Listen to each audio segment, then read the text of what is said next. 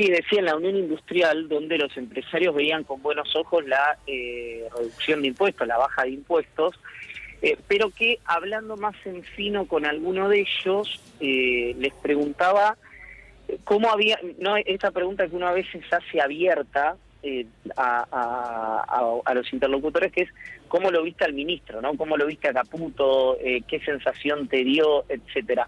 En esa conversación había algún reconocimiento, por supuesto, al ministro por parte de su expertise financiera y de las medidas que está tomando, pero también había preocupación sobre la ausencia de lenguaje sobre lo que llamamos la economía real, ¿no? Los empresarios decían no hay ningún tipo de mención a los costos.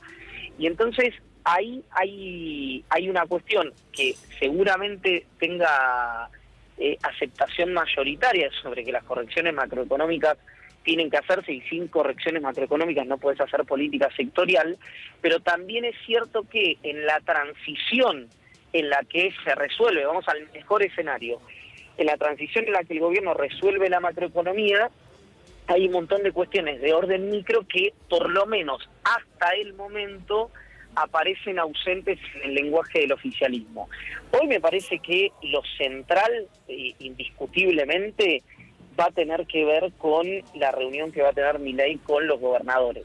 Porque ahí hay otra cuestión que ayer hablaba con algunos de ellos, que no hay una postura unificada. Si bien, entre los gobernadores me refiero, si bien hay un planteo que exteriorizaron algunos de los gobernadores sobre que no le pedirían a Milei el retroceso en ganancias, sino que se coparticipe el impuesto al cheque, no es una posición unificada entre el conjunto de los mandatarios provinciales. Te digo más, excluyo de esto, por una cuestión política y obvia, a Axel Kicillof, ¿no? Yo hablo de los gobernadores, en que excluyo a Kicillof, que empieza a posicionarse, por si no había quedado claro con el discurso de reasunción como gobernador bonaerense, como otro, o por lo menos intentar posicionarse como otro polo de poder, ya no como simplemente un gobernador más, o incluso el gobernador más importante por el volumen poblacional y electoral que tiene su provincia. Con lo cual, me parece que no solamente la debilidad parlamentaria que tiene el gobierno nacional, o incluso la falta de representación entre los gobernadores o los intendentes más importantes de la Argentina, sino la propia dispersión opositora, que no tiene hoy un ordenador común la oposición, ni la de Juntos por el Cambio, ni la del peronismo, es algo que le puede complicar al gobierno las reformas en el Congreso.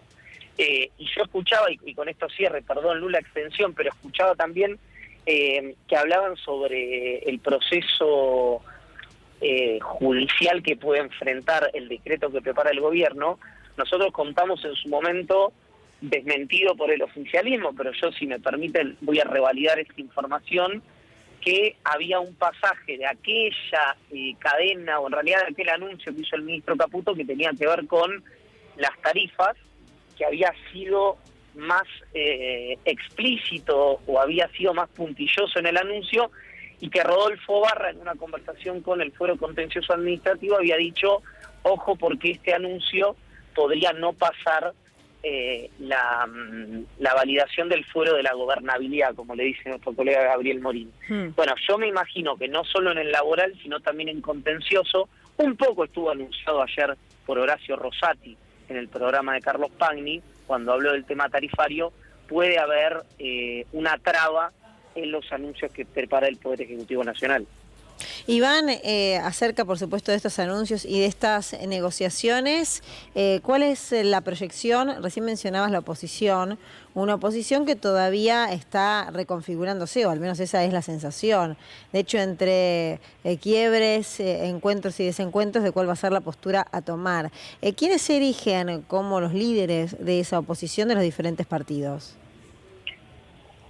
Bueno, hoy me parece que depende mucho lo que quiera hacer que creo que está tomando un prudente silencio Sergio Massa y la propia Cristina Kirchner, en el caso del peronismo estoy hablando. Ahí me parece que cada uno tiene sus propios vectores, ¿no? Algunos obviamente con más volumen, repito, en el caso de Kicillof, por ser el gobernador de la provincia de Buenos Aires. En el caso de Sergio Massa, uno tendría que ver cómo está la conducción operativamente tripartita del bloque de Unión por la Patria, donde si bien Germán Martínez es el jefe de bloque, Cecilia Moró y Paula Penaca, Cecilia Moró por parte del masismo, Paula Penaca por parte del kirchnerismo, trabajan en conjunto con Martínez, con lo cual uno lo que ve ahí, lo primero que puede ver en los lugares donde tienen compartida la distribución de poder el peronismo, ve que sigue habiendo una división en tándem entre Cristina Kirchner y Sergio Massa. Me parece que no va a salir de ahí, sobre todo porque los gobernadores, cuando digo Cristina Kirchner y Sergio Massa, pueden ser ellos mismos o puede ser gente de su círculo más cercano. Me refiero a la terminal política de poder en el peronismo, porque me parece que el resto de los dirigentes del peronismo, incluso los gobernadores que podrían tener una enorme relevancia en una situación normal, hoy lógicamente van a estar más preocupados por mantener la armonía en su pago chico, cuando yo pago chico digo en sus provincias, que en tratar de proyectarse a nivel nacional. Hoy hay, me imagino yo, un solo gobernador que tiene la posibilidad, si llega a salirle más o menos bien su gestión en la provincia, que podría llegar a estar pensando en proyectarse, con lo prematuro que parece lo que estoy diciendo, que es el gobernador de Santa Fe, Maximiliano Puyaro. No solamente porque Santa Fe es uno de los corazones productivos de la Argentina, sino porque no tiene reelección. Con lo cual, en la oposición,